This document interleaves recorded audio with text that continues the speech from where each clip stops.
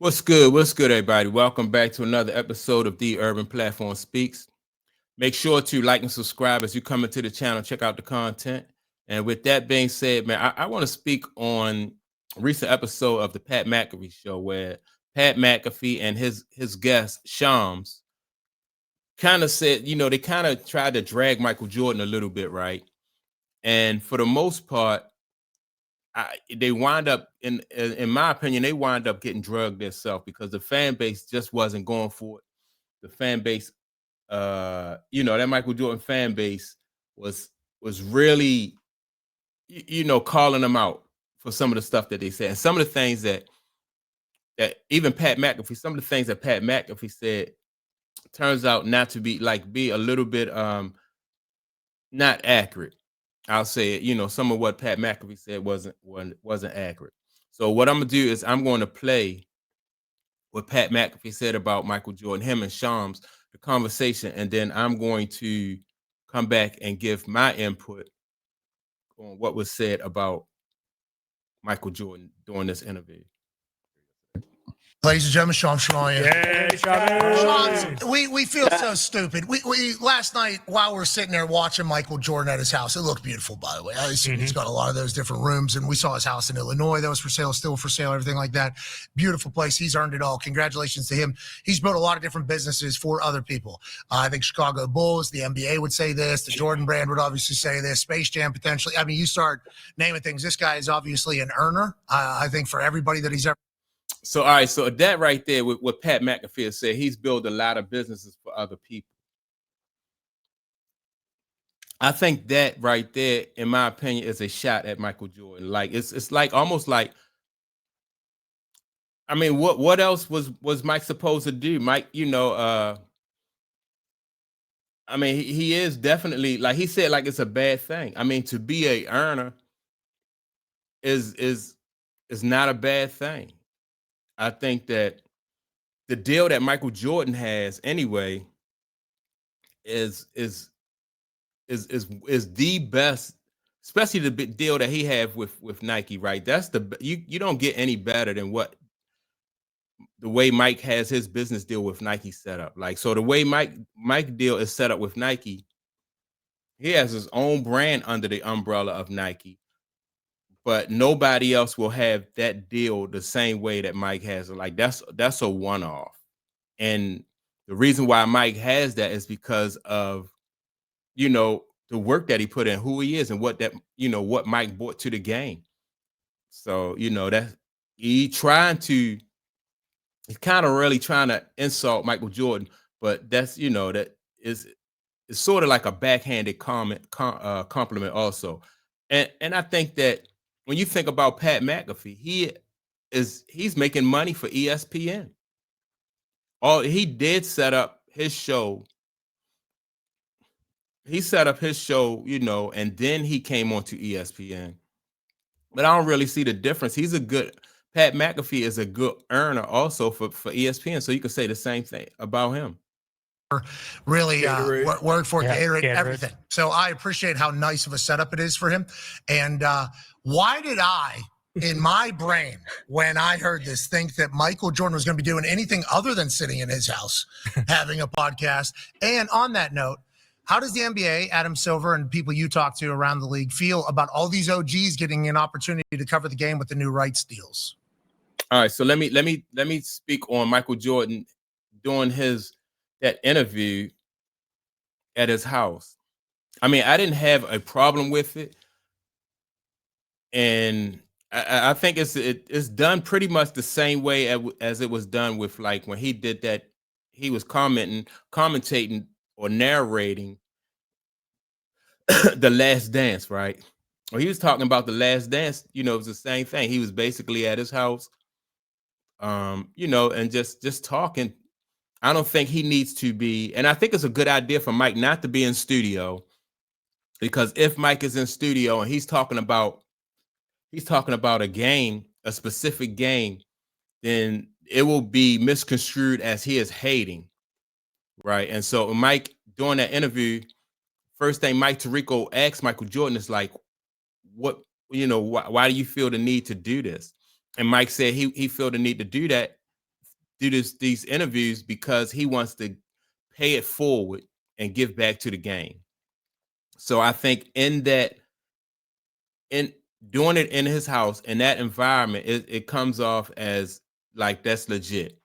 Like he's not really going after any, and I can appreciate that. Like he's not going after any specific player, but he will be honest about like how he feels the game should be played, and I like that and I respect that, and I just think that it's a good idea for him to do that and not going to a studio.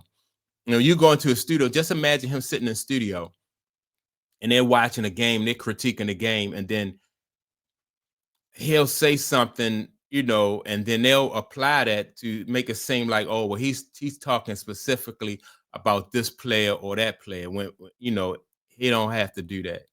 And Mike is not going to do. I never thought that Mike would do that because he has so much respect for not only the past generations. When you ask Mike who's the GOAT, Mike said, he's always said that he felt like it's hard to say who the GOAT is. You can't say who the GOAT is because he never really played against anybody. So everybody who came up in the league. So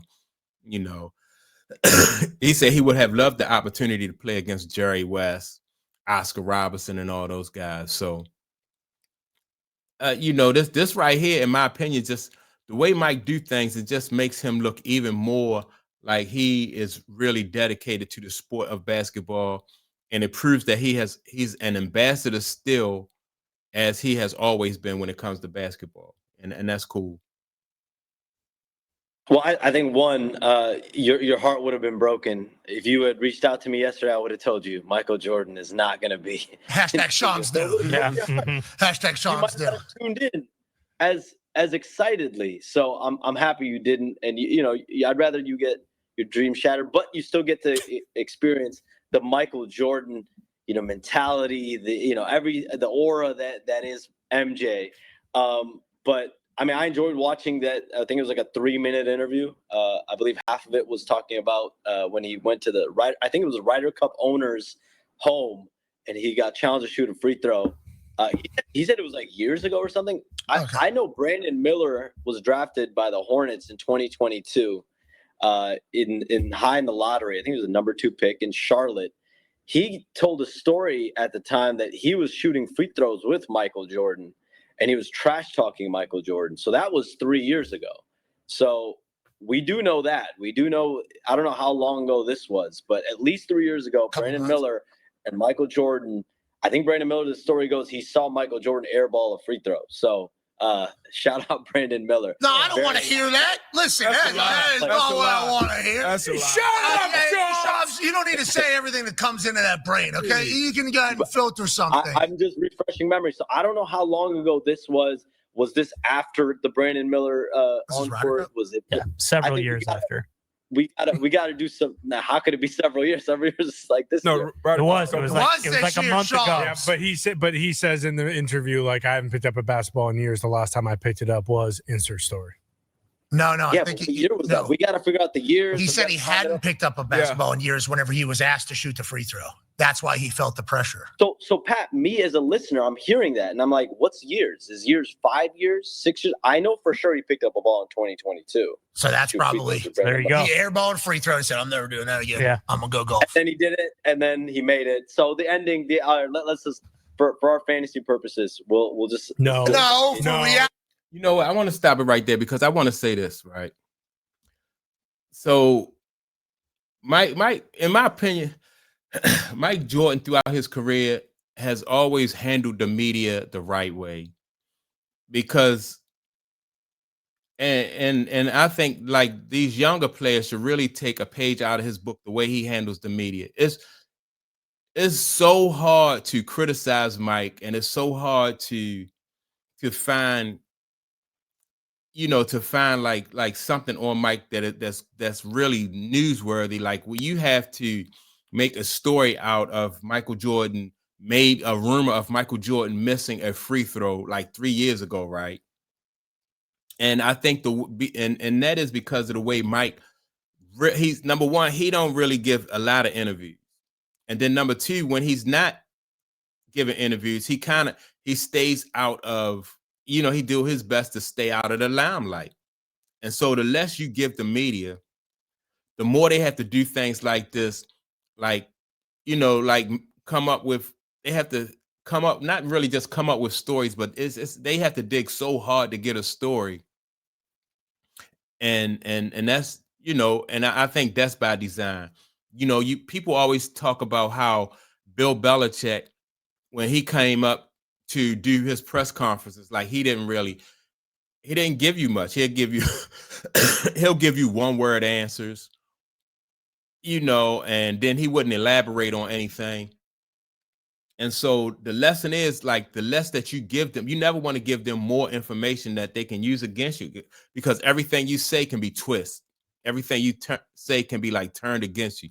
So those old school coaches and basketball players basically did not really give the media anything. And if you see nowadays, players, they have their social media accounts, and they interview. Every time you stick a mic in their face, they answer questions and stuff like that. And a lot of times it works against them. So Michael Jordan, throughout his career, and not just Michael Jordan, but a lot of those guys proved that less is more. You just want to basically stay out of the limelight, as much as possible. And then when you control the things that you control, put stories. It's cool. Everybody want to put stories out there about themselves that put them in a positive light. That's not a bad thing, right?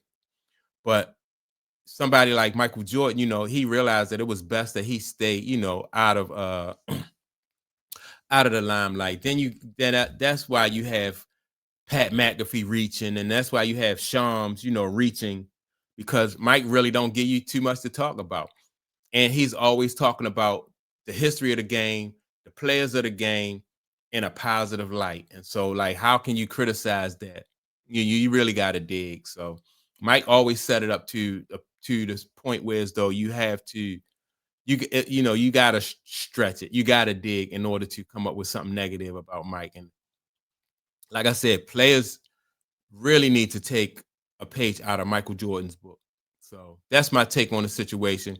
They did, and even the fans realized that, and was, started to, in the comments, drag Pat McAfee and the guy Shams, for some of the things that they were saying about Michael Jordan.